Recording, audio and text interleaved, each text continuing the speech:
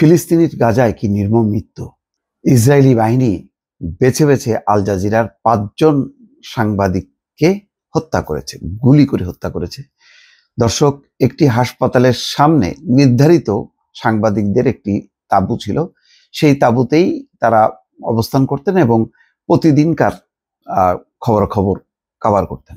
কিন্তু এই 5 জন সাংবাদিকের মধ্যে একজন সাংবাদিক নিজেই যখন কি খবর বলছিলেন যে গাজার একটি অংশে তীব্র বোমা বর্ষণ শুরু হয়েছে এবং অন্ধকার আকাশ কমলা ধারণ করেছে, অর্থাৎ বর্ণনা দিতে দিতেই তিনি নিজেই নিহত হয়েছেন। নিহত হবার পর ওই সাংবাদিককে উদ্দেশ্য করে ইসরায়েলি বাহিনী আবার দাবি করছে যে তিনি হামাসের একটি শাখার নেতৃত্ব দিচ্ছিলেন, সেই তথ্য প্রমাণ তাদের কাছে আছে।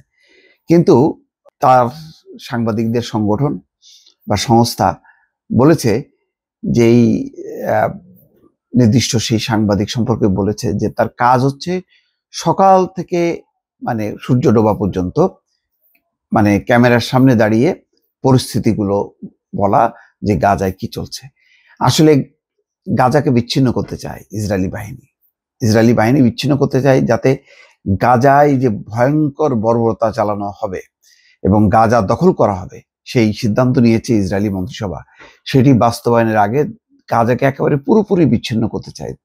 তার মানে হচ্ছে যে গাজার কোনো খবর, আরো যে ভয়াবহতা, সেই খবর যাতে আল জাজিরা সহ অন্য কোনো গণমাধ্যম পেতে না পারে তারই ব্যবস্থা। ইতিমধ্যে সম্ভবত আল জাজিরার বাইরে আর কোনো সাংবাদিক গাজাতে অবস্থান করছে না, এবং যারাই হয়তো অবস্থান করবে তাদেরকে আগে বিচ্ছিন্ন করে একেবারে হত্যাযজ্ঞ চালানো হবে, আরো ভয়ঙ্কর হত্যাযজ্ঞ। এমনিতেই প্রতিদিনই চলছে হত্যাযজ্ঞ, সেই হত্যাযজ্ঞের বিষয়টা হয়তো 1 সপ্তাহের মধ্যে শেষ করতে চায়, এমন একটি সিদ্ধান্ত নিয়ে এগোচ্ছে। তারই বলি হলেন 5 জন সাংবাদিক।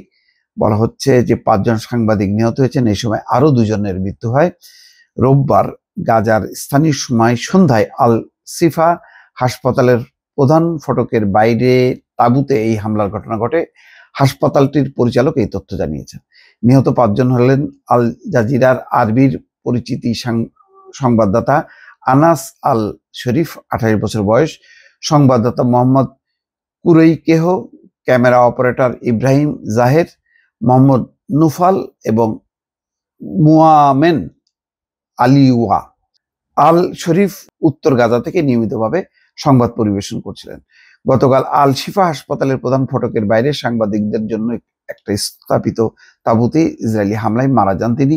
নিহত হওয়ার কিছুক্ষণ আগে এক্সে আল শরীফ লিখেছেন, গাজা নগরীর পূর্ব এবং দক্ষিণ অংশে তীব্র বোমাবর্ষণ শুরু করেছে ইসরায়েল। তার শেষ ভিডিওতে ইসরায়েলের ভয়াবহ ক্ষেপণাস্ত্র হামলার তীব্র বিস্ফোরণের শব্দও শোনা যায়। এতে অন্ধকার আকাশ মুহূর্তের জন্য কমলা আলোয় আলোকিত হয়ে ওঠে। আল শরীফকে হত্যার পর এক বিবৃতিতে ইসরায়েলি বাহিনী তার বিরুদ্ধে হামাসের একটি শাখার নেতৃত্ব দেওয়ার অভিযোগ করেছে। ফিলিস্তিনি ওই সংগঠনের সঙ্গে তার সম্পৃক্ততার সুনির্দিষ্ট প্রমাণ সম্বলিত নথি তাদের কাছে আছে বলে দাবি করেছে তারা। তবে ইউরো মেডিটেরিয়ান হিউম্যান রাইটস মনিটরের বিশ্লেষক মোহাম্মদ শেহাদা আল জাজিরাকে বলেন, আল শরীফের সহিংস কর্মকাণ্ডে জড়িত থাকার কোনো ধরনের প্রমাণ নেই। তার ভাষায়, সকাল থেকে সন্ধ্যা পর্যন্ত ক্যামেরার সামনে দাঁড়িয়ে থাকাই ছিল তার প্রতিদিনের রুটিন। সম্প্রতি Al Jazeera media network Gaza উপত্যকায় তাদের সাংবাদিকদের, বিশেষ করে আল শরীফকে লক্ষ্য করে ইসরায়েলি সেনাবাহিনীর উস্কানিমূলক প্রচারণার তীব্র নিন্দা জানিয়েছে। শেষ হয়ে গেল। আসলে এই যে ঘটনাটা, এই ঘটনার পর বিশ্ব বিবেক খুব যে নড়াচড়া করবে মনে হয় না।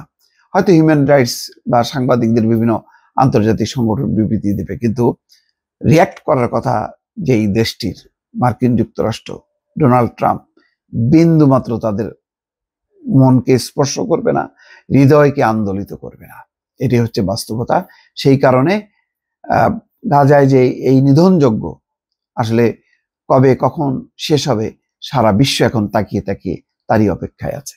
ভালো থাকবেন। আল্লাহ হাফেজ।